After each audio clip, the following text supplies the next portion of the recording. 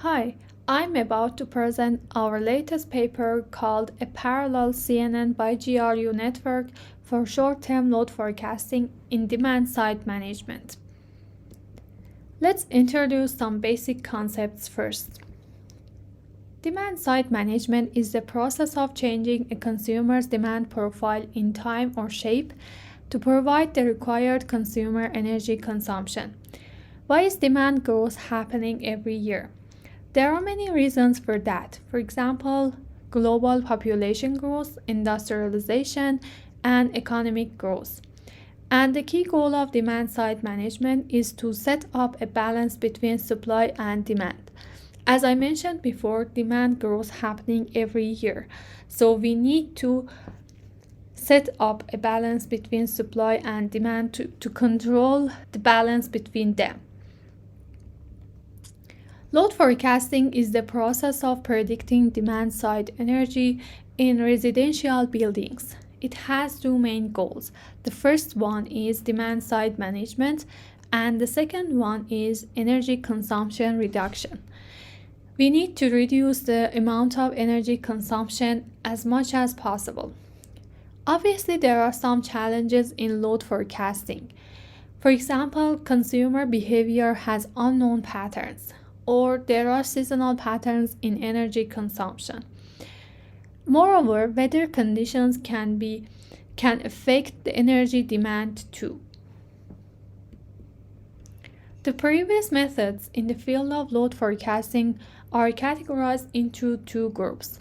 The first group is statistical and machine learning approaches, and the second group is deep learning based models. The first group uses machine learning methods such as SVR or KNN, and the second group is the research that use the deep models for load forecasting. For example, models such as CNN or LSTM. Here we have grouped related papers by statistical and deep models. Let's move on to the proposed model. We have done some pre-processing at the beginning. First step was feature engineering. We need to add some features into our dataset to make correct predictions. So we have added two types of features into our dataset, time and weather related features. In the second step, we scaled the dataset into the range of 0 to 1 with min-max scaler. And the last step was using moving average to fill the outlier and missing data.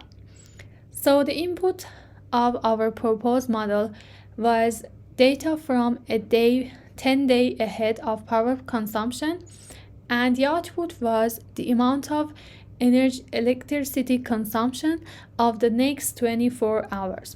In other words, the proposed model gets data from 10 days ahead to predict the next day power consumption for a residential building. This is the framework of the proposed model. We have input variables, which contains active power. Active power is the feature for the amount of electricity consumption in the dataset, and two types of features that we have added into the dataset, time features and weather features. So the first layer is the input layer, and then the input layer are entered into a two parallel paths for processing. These paths are completely separate and there is no correlation between these paths.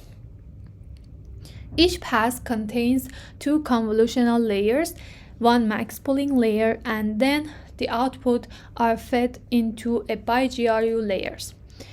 After processing the input in two paths separately, we merge them and fed them into a dense layer to make the final predictions.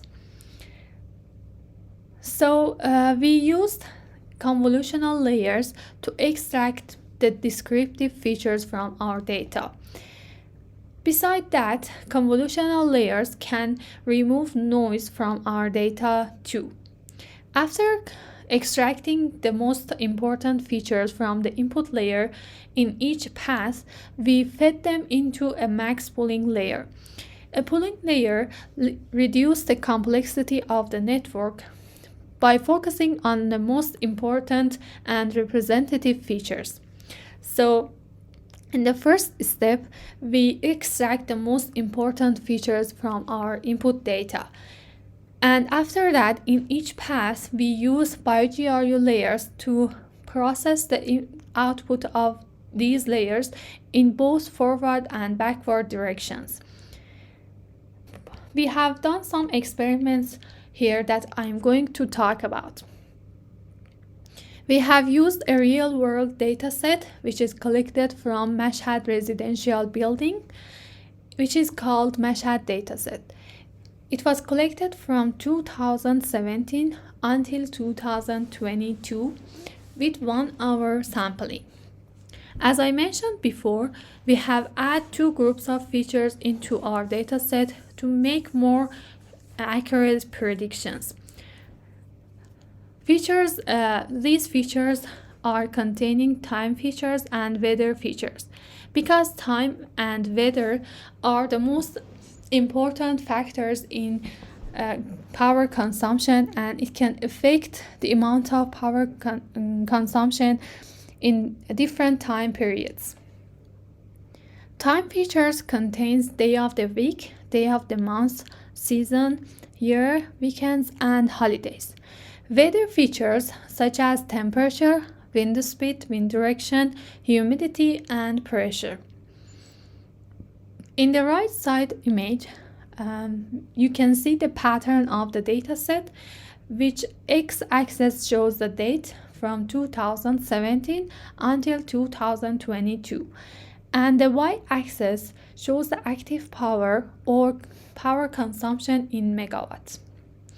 You can see that there is a pattern in using electricity from time to time. To evaluate the effectiveness of our proposed model, we have used 4 metrics, such as RMSE, MAE, MAPE, and R2. Here we have 2 tables for training the proposed model. The left side table shows the parameter settings, which shows batch size. We have used 128 for batch size and 200 epochs to train the proposed model. Activation functions that we have used was ReLU and sigmoid functions, and the most importantly, we have set loss function to MSE. And the right side table shows the summary of the proposed architecture. In this table, you can see type of the layer, number of units, kernel size, and stride and parameter. For example, we have convolutional 1D layer.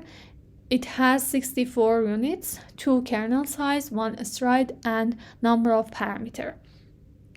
After that, we have a activation function, which is ReLU, and so on.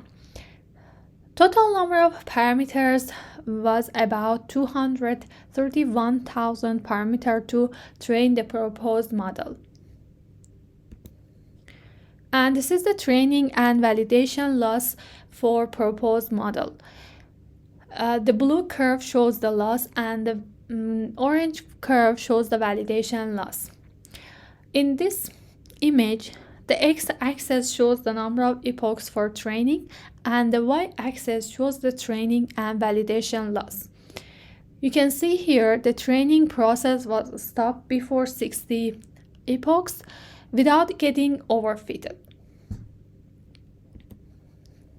And here is the results that shows the outperform of our proposed method comparing to other models.